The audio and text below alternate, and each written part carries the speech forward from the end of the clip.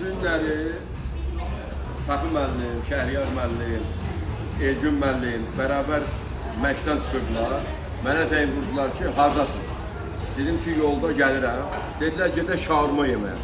Uşaqların ürəyinə şaurma düşür. Dedim, gəldik şaurma yeməyə.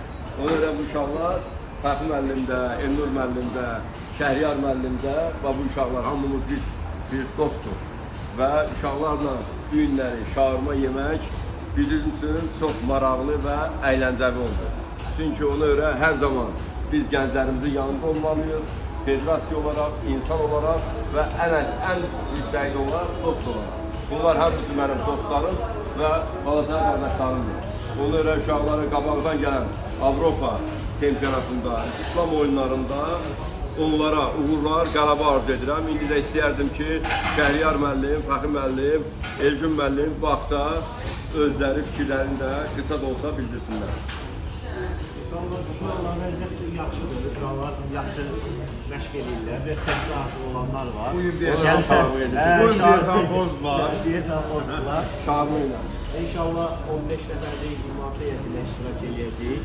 Məşqçilərimiz olacaq, 3 məşqçili, bir hakimimiz var. Yəni çox geniş heyətlə iştirak edəcəyik. Hər yarışa getdikcə həm sayımız artır, inşallah nəticələrimiz də artacaq. Fəxri müəllim. Gözəl, Şəhərlə hamısını dedik. Uşaqların çəklərində artıq olanlar var, amma bugün deyətən pozdur. Heyətimiz inşallah güclüdür.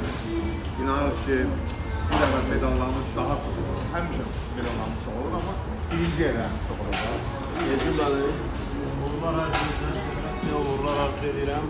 İnşallah bu tutduğumuz yolda daha nəticə qazanmaq uğrunda mübarizə aparmışıq həmişə və nəticədə sizdən alacaq. İndi biz sizə güvənlik sağlıq, federasiyamıza güvənlik, müəllimimizə güvənlik. Sağ olun, təşəkkür ederim. Sağ olun.